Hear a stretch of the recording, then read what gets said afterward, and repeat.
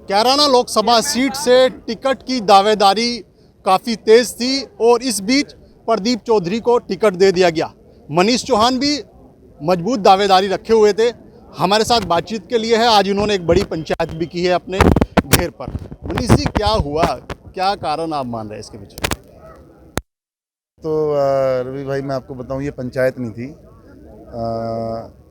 सुबह क्योंकि क्षेत्र में लोग बड़े परेशान थे, तो कई दिन से लगातार मैसेज आ रहे थे कि आप मिलिए, लोगों से मिलिए। तो मैं फार्म हाउस पे था, यहाँ पर घेर पर, तो यहीं पे बैठे। तो सुबह से 7 बजे से ही लोगों का आना जाना, मिलने वाले, क्योंकि देखो कहीं ना कहीं परेशान तो हैं लोग।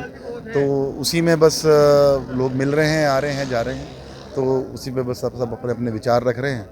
तो इसीलिए सब बैठे हुए हैं हम लोग। पब्लिक तो अपनी मर्जी। क्या क्या मान रहे हैं? आपको टिकट नहीं मिला, आपने पहले भी तैयारी की थी, आपने निर्दलीय चुनाव लड़ना पड़ा था। फिर भाग्य की बात है, भाग्य से कौन लड़ सकता है।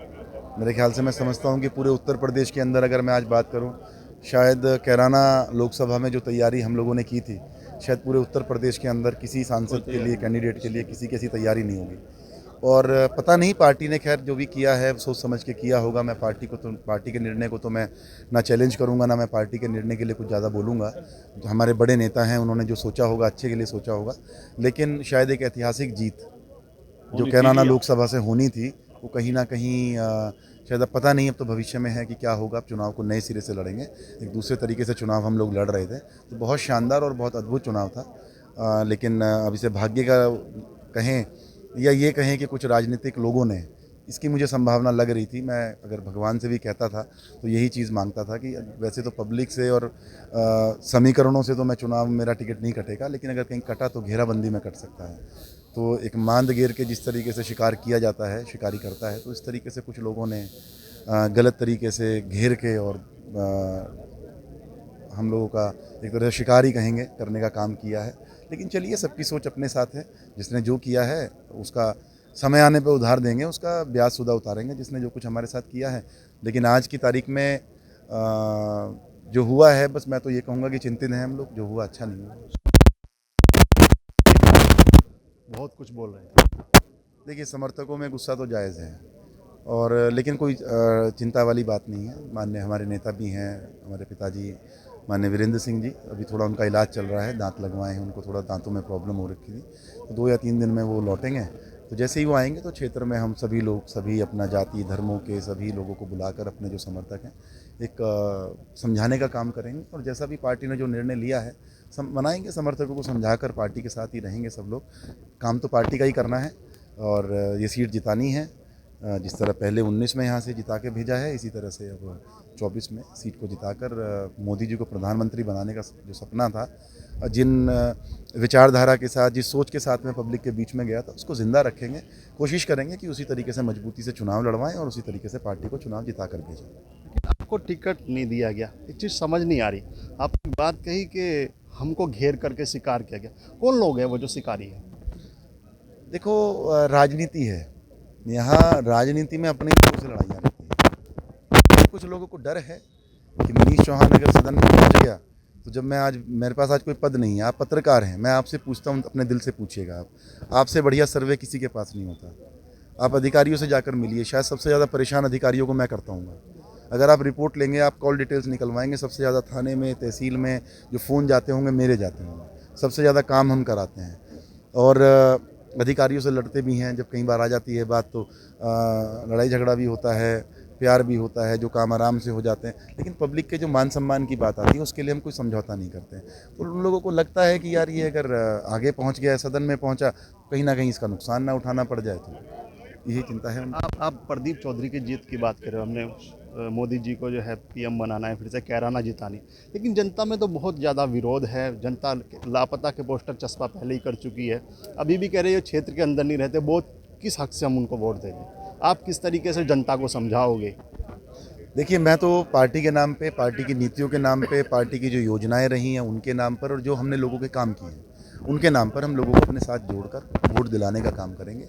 और बस एक चीज़ है, मैं एक लखनऊ मेरी बात हुई थी टिकट होने के बाद, तो हमने कहा कि थोड़ी सी है दिक्कत, परेशानी है, समस्याएं हैं, कोशिश करेंगे उसको सॉर्ट आउट करें। और देखिए बहरहाल टिकट तो एक का ही होना था, टिकट प्रदीप जी का हुआ है, उनको बधाई है इस बात की कि टिकट हुआ वो पुनः, और मैं तो बस दिल से यही दुआ करूंगा और कोशिश भी करूंगा कि वो पुनः लोकसभा 2024 में सदन में पहुँचें, लोगों को मनाएंगे, लोगों को समझाएंगे, कुछ उनके नाम से मानेंगे, जो उनके नाम से नहीं मानेंगे उनको अपने नाम से मनाएंगे, अपने द्वारा कराए गए जो काम हैं उनके आधार पे पार्टी को वोट दिलाने का काम करेंगे, क्योंकि हमारा मकसद प्रदीप और मनीष नहीं है, हमारा मकसद नरेंद्र मोदी जी को प्रधानमंत्री बनाना है। अभी कोई ऐसा निर्णय तो नहीं लिया आप लोगों ने कि पहले की तरह निर्दलीय चुनाव लड़ेंगे, क्योंकि गुज्जर समाज का एक बड़ा वर्चस्व जो है कैराना सीट पर है। देखिए वैसे तो लगभग हमारे सभी समर्थक तैयार हैं इस चीज़ के लिए कि, और कह भी रहे हैं, सबका मन यही बन रहा है कि आप टिकट लेके आइए, निर्दलीय चुनाव लड़ेंगे। हमने भी अपनी समीक्षा भी की है, निर्दलीय भी चुनाव लड़ेंगे, 3-3.5 लाख तक पहुंच जाएंगे, उससे क्या होगा, पार्टी को नुकसान होगा। निर्दलीय लड़ने की स्थिति अगर हमें पहले अंदाज़ा होता कि इस तरह से होगा तो शायद हमारी तैयारी निर्दलीय वाली हो सकती थी, लेकिन क्योंकि पार्टी हमने भारतीय जनता पार्टी के कैंडिडेट के रूप में तैयारी की है, तो वो तैयारी है।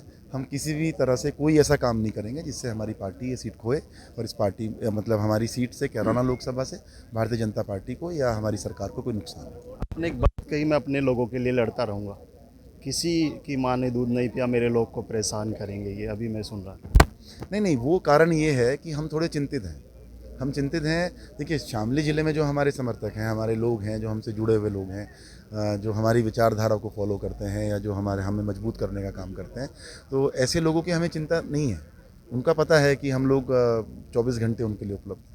थोड़ा सा चिंता का विषय हमारे लिए गंगो नकुड़ से जुड़े हुए लोगों का है कि वहाँ के कुछ लोग जुड़े हुए हैं, वो राजनीतिक रूप से शिकार ना हो जाएं, उनको राजनीतिक रूप से कोई नुकसान ना पहुंचा पाए, तो उसको लेके थोड़ा सा चिंतित हैं कि उन लोगों को भविष्य में कोई परेशानी ना आए। बहुत सा यूथ है जो जुड़ा हुआ है, तो मेरी जिम्मेवारी बनती है कि जब उन लोगों ने मुझे सर पे बैठाकर और सर पे अपने कंधों पर बैठाकर मुझे मेरे प्रोग्राम किए और मुझे इतना मान सम्मान दिया, तो आज मेरी एक नैतिक जिम्मेवारी बनती है कि किसी भी कारण से मुझे पहले उनको सुरक्षित करना है, उन लोगों को समस्या ना है, उन लड़कों को, उन नौजवानों को, उन लोगों को कोई किसी तरह की परेशानी या कोई राजनीतिक द्वेष ना झेलना पड़े, उसको लेके चिंतित हैं। तो इसी बात पे कहा कि हम लोग तैयार रहेंगे और जो भी होगा उसको मिलकर लड़ेंगे। हमला भी हुआ था अभी, क्या था, क्या कारण था, तो बहुत क्या लोगों ने कहा वो तो फर्जी प्लानिंग बताई थी, बहुत लोगों ने ये देखा होगा शायद आपने निशान, अभी ये है, अभी फिर ये तो सारी ज़िंदगी के लिए मोहर लग गई है मेरे पे कि हाँ, कभी याद होगा कि 2019 का चुनाव जो आया था,